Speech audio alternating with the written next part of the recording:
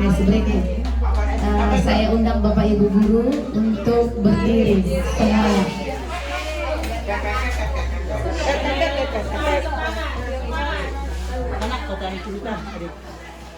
Oke.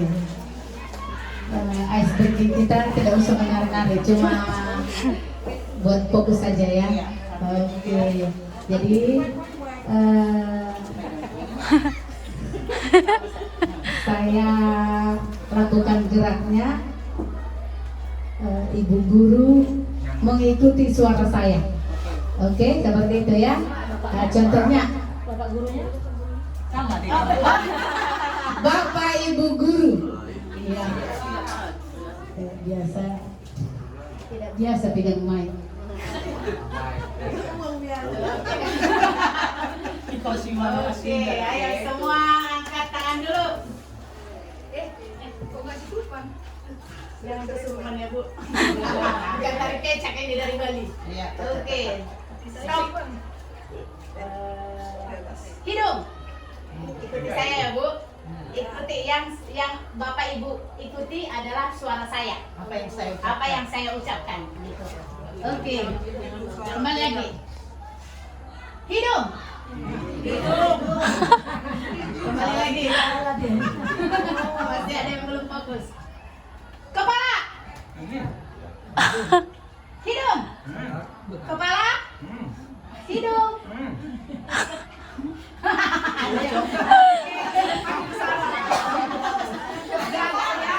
Oke, berarti belum fokus semua. Belum masuk tenaga manusia. Sekali lagi. Suara ya, suara yang saya itu. Ayo. Hidung. Kepala. Hidung. Kepala. Kepala. Kepala, hidung. Hidung, kepala. Oke, semua sudah fokus. Terima kasih Bapak Ibu.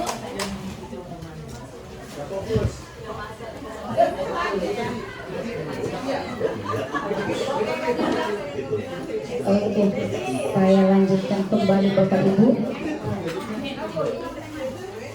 tentang budaya positif. Dari materi yang tadi sudah dipaparkan oleh Ibu RT. Semua ini yang kami presentasikan adalah tentang upaya-upaya kita untuk membangun budaya positif di sekolah kita. Membangun budaya positif itu upaya. Lalu lanjutannya tadi sudah diterangkan tentang restitusi, yaitu mengembalikan murid menjadi lebih kuat lagi.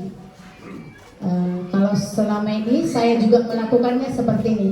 Kalau murid bersalah malah semakin dipojokkan. Setelah memahami tentang restitusi, bahwa ternyata semua orang pernah melakukan kesalahan. Tinggal kita bagaimana untuk menyikapi dan memperbaiki kesalahan itu, bahkan lebih kuat lagi. Jadi istilahnya ini bertobatlah, ya gitu kan? Oke. Nah, jadi prosesnya tadi ada restitusi, itu ada identifikasi, ada menanyakan keyakinan, dan ada menstabilkan. Namun semuanya itu sebelum kita melaksanakan restitusi itu terlebih dahulu ada keyakinan kelas. Ini dia keyakinan sekolah. Untuk melakukan itu tadi Pak WP.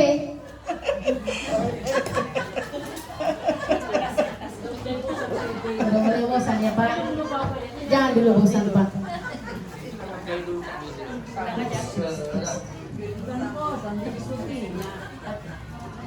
Ini dia Pak Web, ini dia keyakinan kelas.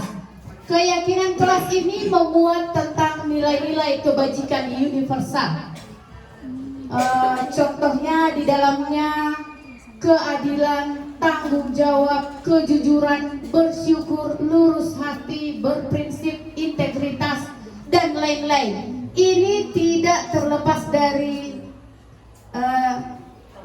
namanya universal ya, tidak membawakan suku, agama, ini lepas dari situ. Ini tentang universal, keseluruhan. Jadi selanjutnya yang sering kan, memang ini di beberapa kelas sudah saya survei, ada peraturannya, tapi bukan keyakinan kelas. Seperti di 81 ada itu peraturan, tapi dalam bahasa Inggris. Apa madam namanya? Sebelah ini? Regulation. Iya, regulation. Iya. Jadi pertanyaannya, mengapa keyakinan kelas? Mengapa tidak peraturan kelas? Jawabannya, seseorang akan lebih tergerak dan bersemangat untuk menjalankan keyakinan daripada hanya sekedar mengikuti peraturan tertulis tanpa makna. Kalau orang Indonesia biasa kalimatnya gini, peraturan kan ada untuk dilanggar. Maka sering di lampu merah itu, kalau begitu kuning, tancap. Padahal sebenarnya itu harus hati-hati. Seperti itu. Jadi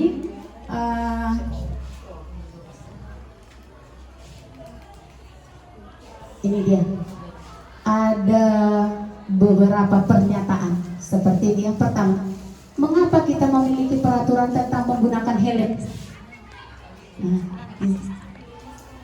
Jadi kemungkinan jawaban supaya selamat, begitu ya.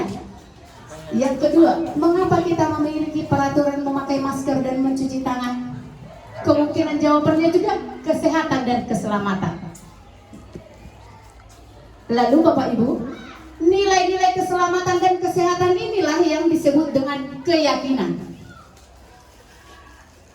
Kita yakin, maka kita lebih mau rela melakukannya daripada aku mati waktu COVID, ya aku pakai lah itu, meskipun sesak, gitu ya kan? Tapi kalau hanya disuruh harus pakai masker, itu peraturan ya. Tapi tidak ada keyakinan. Untuk apa pakai masker sesak?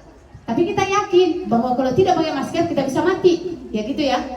Seperti itulah keyakinan yang saya maksud tadi. Jadi dalam pembentukan keyakinan kelas ada beberapa langkah Bapak Ibu yang harus kita buat. Namanya keyakinan kelas, berarti ini di kelas lah kita lakukan. Kita lakukan sebaiknya awal-awal tahun ajaran atau semester. Tapi sebaiknya tahun ajaran, karena setahun itu dia bakal murid kita seperti itu, atau di kelas itu mereka lah penghuninya. Jadi pembentukan kelas itu ya, yang pertama keyakinan kelas bersifat lebih abstrak dari peraturan yang lebih rinci dan konkret, berupa pernyataan-pernyataan yang universal, dibuat dalam bentuk kalimat positif. Contoh kalimat positif ini, jangan, misalnya jangan terlambat, itu diganti jadi datanglah tepat waktu. Itu contohnya ya Bapak Ibu. Boleh pakai jangan. Iya. Dihilangkan kata negatif itu. Jangan lari-lari. Itu diganti jangan berjalanlah dengan hati-hati. Begitu. Oke. Iya, kalau misalnya jangan berbohong berarti selalu jujur. Iya, bagus tuh. Seperti itu dia. Oke. Selanjutnya, tidak perlu banyak sehingga mudah diingat. Gak usah banyak-banyak kali kalimatnya. Yang penting gampang diingat. Kalau sudah diingat berarti otomatis dilaksanakan.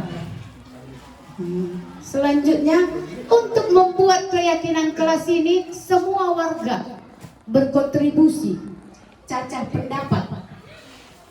Karena dari kita untuk kita, seperti itu. Dan suatu waktu bisa ditinjau kembali, tidak paku mati ya Bapak Ibu. Bisa ditinjau kembali, oh tidak cocok dia nih, kita ganti. Tapi tetap harus melalui cacah pendapat dan harus tetap berpacu kepada nilai-nilai universal tadi. Ada kejujuran, tanggung jawab, dan lain sebagainya.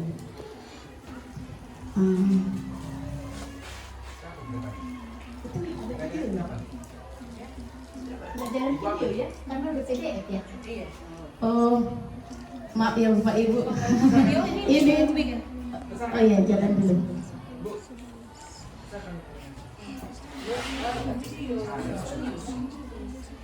Ada video memang di Ada.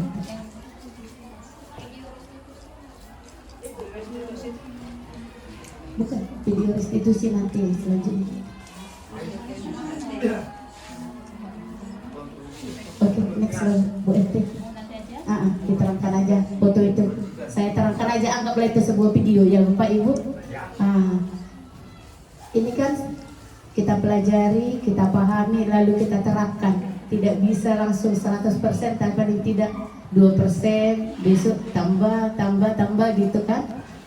Budaya positif ini juga seperti itu ya. Enggak terus semua kita melaksanakan. Tidak terus semua nanti kita berhasil. Ini butuh waktu. Tapi sedikit demi sedikit, lama-lama jadi bukit. Seperti itu. Jadi ini saya lakukan di kelas 88. Kebetulan saya wali kelasnya. Contoh seperti inilah saya membuat keyakinan kelas. Karena di kelas saya paling rawan juga.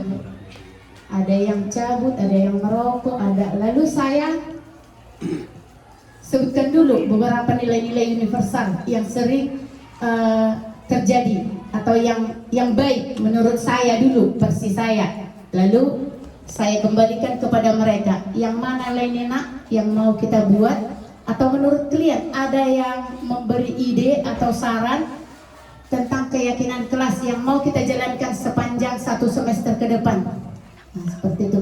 Jadi semua ini 19 orang membuat, tapi kalimatnya masih tidak ini tidak cabut, tidak merokok, seperti itu kan?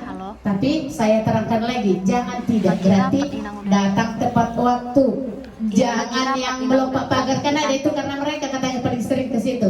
Jadi jalanlah dari pintu gerbang, senyum sapa harus kita lakukan seperti itu. Lalu saya suruh mereka tempel-tempel, setelah ditempeli kita buat lagi per kebutuhan. Contoh yang bagian terlambat, pasti ada ini 5 orang yang buat terlambat. Nah, kasih kita 1 baris. Ini tentang waktu ya nak, ini tentang disiplin, ini tentang cabut. Nah, seperti itu. Inilah yang masih saya lakukan. Meskipun sederhana, marbogoy nama kita. Ya, oke. Lalu tadi seperti yang di segitiga restitusi tentang validasi. Validasi itu kan bagaimana sebenarnya kebutuhan dasar manusia supaya kita bisa memahami. Sebenarnya kebutuhan manusia ini secara garis besar ada 5. Setiap tindakan manusia ada 5 dasarnya. Seperti itu. Jadi ini kita pahami supaya bagian dari ini juga upaya untuk meningkatkan budaya positif. Yang manakah kebutuhan dasar manusia? Banyak juga yang nggak kita pahami kadang kan. Contoh pertanyaan pengantin. Ibu Ambar, guru wali kelas 7A di SMP Bina Harapan, sedang bingung menghadapi salah satu murid di kelasnya, yaitu Doni. Beberapa siswa di kelas 7A telah datang padanya dan mengeluh. Doni yang sering meminta bekal makan siang dengan paksa. Sekarang, jika Bapak Ibu menghadapi seperti Ibu Ambar, apa yang akan Bapak Ibu lakukan? Menurut Bapak Ibu, kira-kira apa alasan Doni melakukan hal itu? Ada yang mau berpendapat?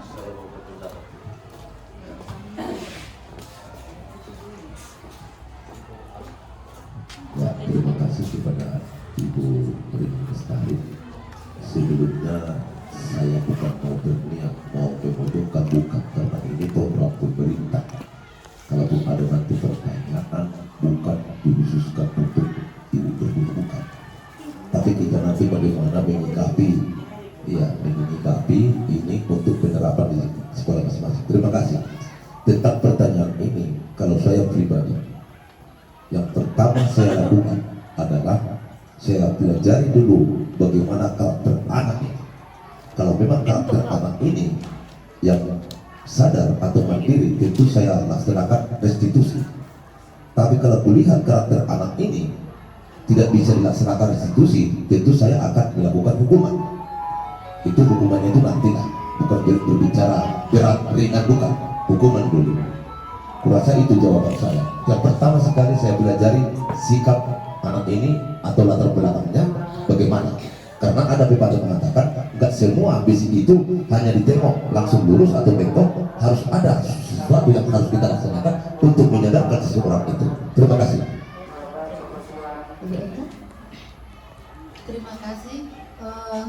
Tentang Ibu Rina mau minta pendapat dari teman guru tentang masalah yang ada di papan, tentang si Doni yang selalu minta paksa dari teman-temannya bekalnya. Kalau saya menanggapi ini, saya pelajari dulu latar belakang. Itu pertama, latar belakang siswa itu bagaimana dari rumah dia. Apakah dia memang tidak sarapan atau bagaimana keadaan orang tuanya? Maka itu yang terutama. Satu lagi. Kalau pendapat saya langsung panggil dulu anaknya. Kemudian saya tanyai dia, bagaimana di rumahnya, keadaan di rumahnya. Ya karena memang kebutuhan dasar manusia adalah makan.